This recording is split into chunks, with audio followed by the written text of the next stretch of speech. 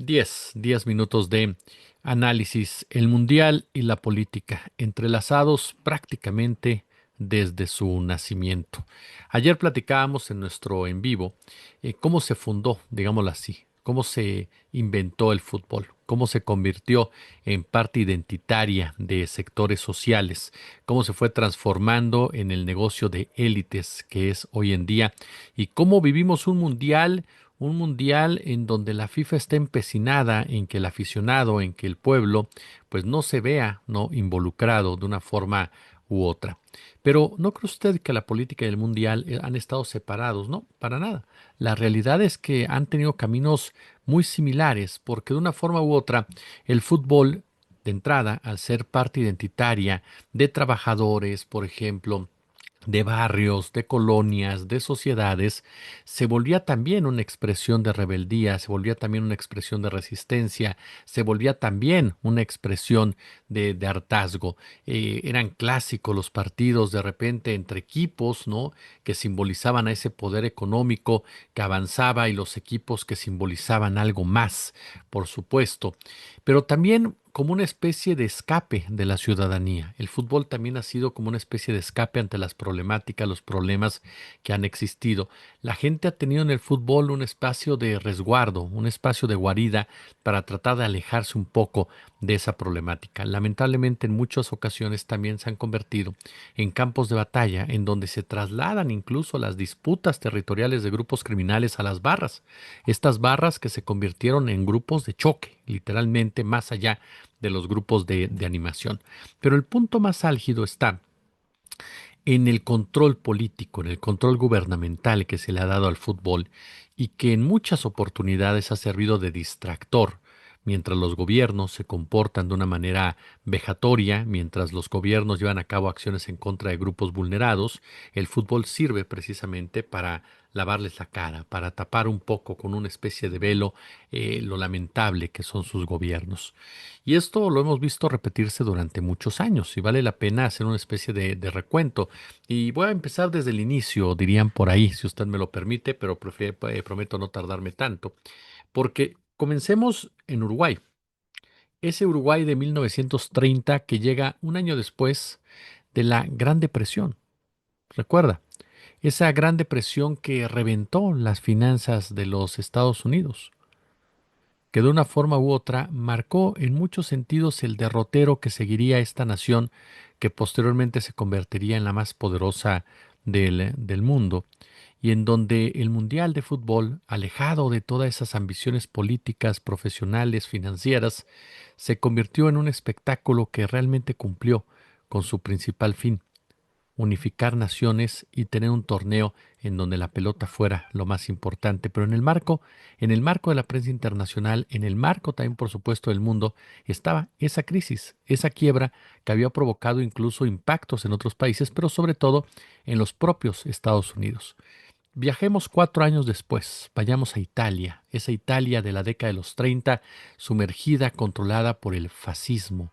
Sí, no era el mismo fascismo que el de Alemania, de Adolfo Hitler, pero el fascismo de Benito Mussolini, ese fascismo que también le gustaba manipular y controlar a las clases obreras, ese fascismo que sirvió de aliado precisamente al del régimen nazi, y ese fascismo que descubrió que los jugadores de fútbol pues le eran de gran utilidad, porque recordemos un punto fundamental. El Mundial de 1934, ajá, es un mundial que, por cierto, llamó mucho la atención porque había una gran cantidad de símbolos fascistas. Era un ejemplo del fascismo jugando con la pelota. Ajá. La victoria de la escuadra Azzurri permitió que el pueblo italiano bebiera del elixir del triunfo sin darse cuenta que mientras tanto el fascismo de Mussolini los involucraba cada día más en un conflicto internacional que tendría consecuencias funestas internas y externamente. Pero ¿qué pasó en 1938? Francia fue la sede, y Francia fue la sede en medio de una sombra que ya avisoraba una enorme tormenta, la sombra de la Segunda Guerra Mundial, de esa guerra que provocaría un nuevo mundo, que provocaría millones de muertos y que mostraría al planeta en los rostros más brutales, más crueles, al momento de las disputas por el poder. Tuvieron que pasar varios años, muchos años precisamente, para que nos topáramos con un nuevo mundial, hasta 1950. Y fue Brasil. Brasil que para muchos es la sede del buen fútbol. Brasil que para muchos es el fútbol hecho religión. Un Brasil que sin duda alguna pierde la final con un equipo de Uruguay memorable, memorable, pero que además hay incluso libros, hay textos que han hablado precisamente de lo que fue, de lo que simbolizó el famoso maracanazo. No solamente se trató de un golpe al ego del fútbol brasileño o al ego del pueblo brasileño, sino también una forma de resistencia por lo que representaba Uruguay en ese momento. Perdóneme, por lo que mostraba Uruguay, por cómo se conformó la selección uruguaya, por los vínculos obreros y contestatarios de esa selección de Uruguay, por la manera en cómo un país que parecía no tener nada se convirtió en el campeón del mundo frente a aquel que lo tenía absolutamente todo, por lo menos en el pie, en el balompié, provocando con esto incluso reacciones en Brasil, políticas, que generaron hasta críticas duras hacia el gobierno de esa nación. Suiza siempre se mantuvo neutral en la geopolítica, supuestamente, aunque se ha descubierto cómo hizo negocios con los nazis. Pero ellos fueron la sede de 1954 y lo que quisieron era simbolizar precisamente la paz en el mundial. Sin embargo, ya había una nueva guerra en el planeta. Ya estaba la guerra entre el bloque capitalista y el bloque socialista. Por un lado, Estados Unidos, por el otro, la Unión Soviética. Y Alemania, que regresaba al torneo después de estar prohibida su participación por todo lo que pasó con el régimen nazi, pues se convirtió en el campeón de 1954, con un mensaje muy claro, porque mientras había una guerra fría en ciernes o ya en un nacimiento claro, aquella nación que había provocado una artera guerra anteriormente, pues se convertía en el mundial, en el campeón del Mundial de la Paz. La Unión Soviética. La Unión Soviética consiguió participar por primera vez en lo que fue la sexta edición que se jugó en Suecia. Eso fue en 1958. La lucha por la liberación del colonialismo entraba a las canchas. Por vez primera tuvieron un cupo para participar seleccionados de Asia, también de África. Y de aquí nos vamos a 1962, 2 años después del terremoto, ¿no?, de Valdivia. Se jugó la Copa en Chile. Uno de los 4 estadios utilizados era propiedad de una minera, la minera de una minera estadounidense, por cierto, la de Brandon Cooper Company, nacionalizada 9 años antes por el gobierno de Salvador Allende. 9 años después, perdón usted, del gobierno de Salvador Allende. Vea usted lo que son los simbolismos, ¿no? Como tal, ¿no?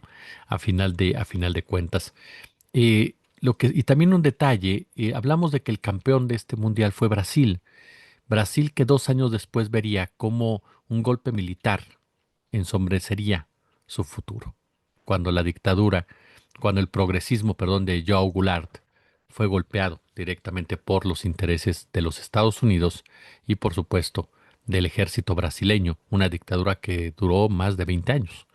En el 66 la corona volvería a Europa y la ganó precisamente Inglaterra, mientras que en México 1970, en plena ebullición de la ola de rebeldía juvenil y 2 años después de la masacre estudiantil de Tlatelolco, muchos consideran este mundial como el mejor de la época, como el mejor de la historia por la cantidad precisamente de estrellas que hubo. Pero ese mundial estuvo marcado por esas protestas estudiantiles, por ese dolor, por ese luto de México que descubrió con sangre cómo su gobierno era capaz de reprimirlo.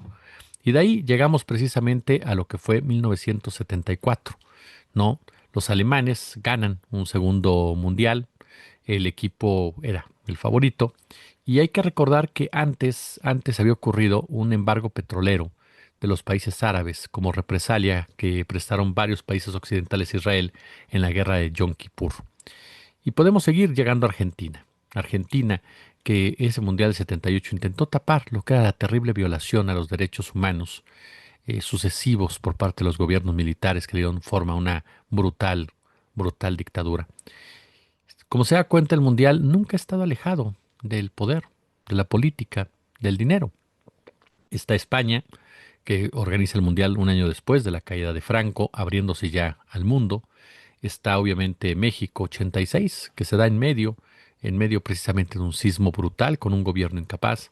Está el Mundial de 94, que me parece que es el Mundial del neoliberalismo, en pocas palabras, sí que se desarrolla en los Estados Unidos en ese marco. Y por supuesto llegamos a este Mundial, un Mundial del 2026, después de pasar por Sudáfrica, por Brasil nuevamente, por Rusia, por Qatar, y nos topamos con un Mundial en donde el que está al frente es un neofascista gobierno como el de Estados Unidos. Un mundial en donde lamentablemente el fútbol queda absorbido por intereses mezquinos y lo convierte en mercancía y el juego en negocio. El mundial y los megaproyectos deportivos no favorecen a las comunidades, ponen las ganancias por encima de la vida y venden la ilusión efímera de que la felicidad puede vestirse con la casaca de un equipo nacional, tal cual diría el maestro Javier Tolcachier. Como siempre un gusto, como siempre un verdadero, pero verdadero placer. Gracias.